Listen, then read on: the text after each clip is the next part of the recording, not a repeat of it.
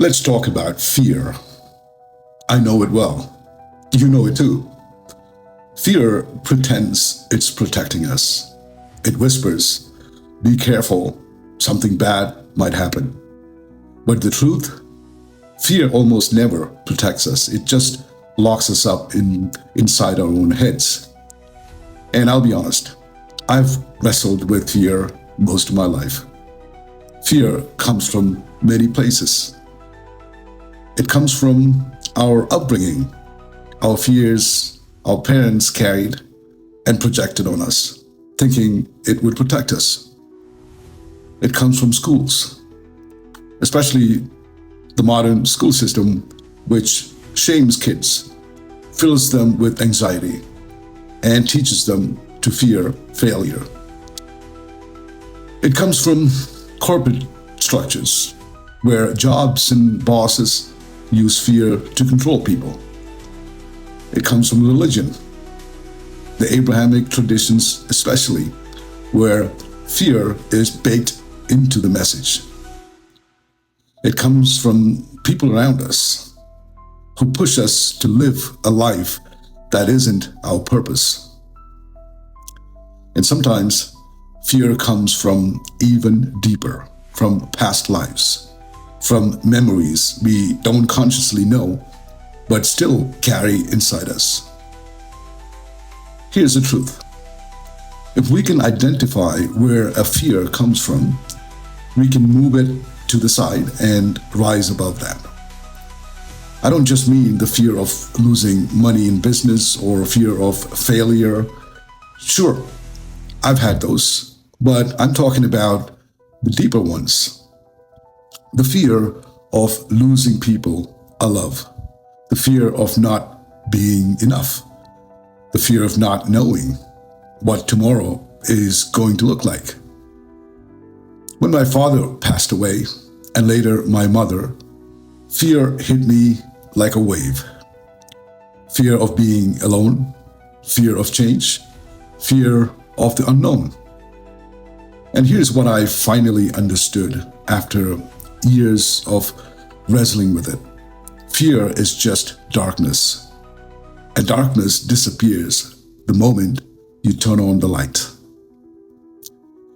Think of fear like a spark, tiny at first, but if you let it sit there, if you keep replaying it in your mind, it can burn down an entire forest.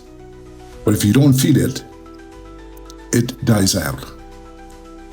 That's why I remind myself, don't water fear, don't give it space. Shine awareness on it.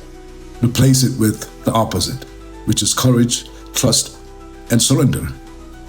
Mahavatar Babaji, one of the immortal yogis of the Himalayas, said this: fear is a disease. Fear doesn't just sit in your head, it gets into your body. I have felt it in my chest, in my nerves, in my stomach. Sleepless nights where fear kept circling my mind. How will I pay the bills? What if it fails? What if tomorrow is worse? By morning, I wasn't just tired, I was just weak. But I've also had nights when I whispered to myself, this too shall pass, something good will come. And instantly, my body felt lighter, stronger, alive again. The mind and body are not separate. What poisons one poisons the other. What heals one heals the other. Right thinking. It's not fake positivity. It's not pretending.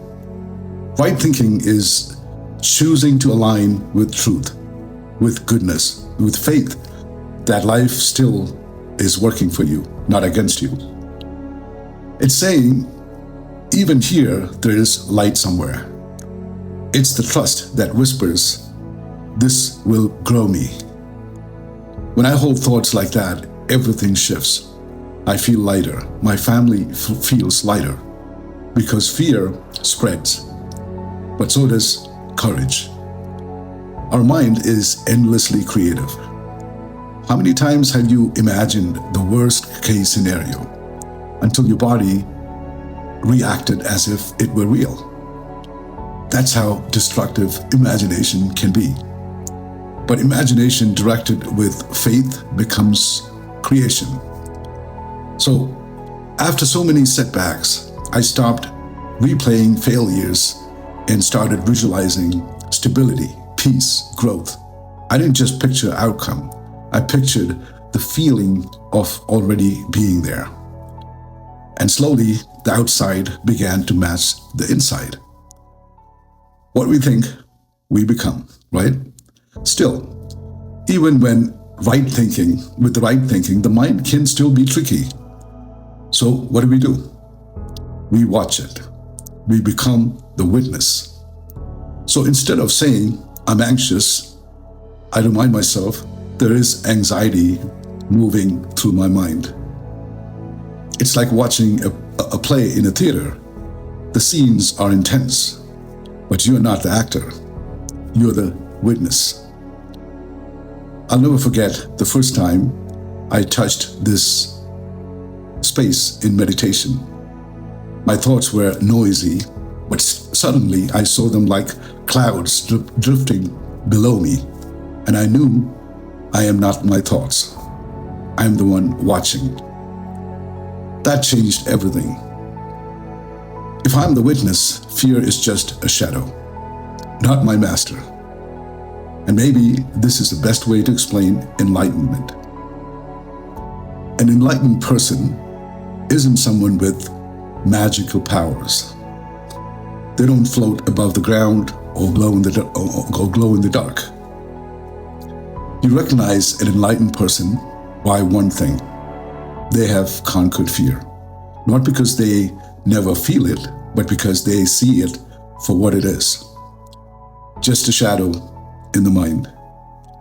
And once you see fear as a shadow, it cannot control you anymore.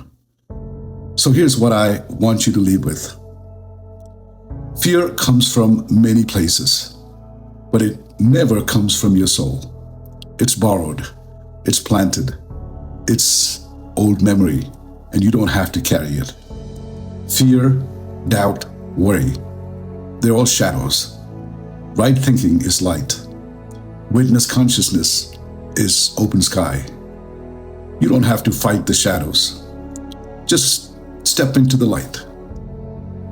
Because the day you realize fear is only a shadow, that's the day you start living free.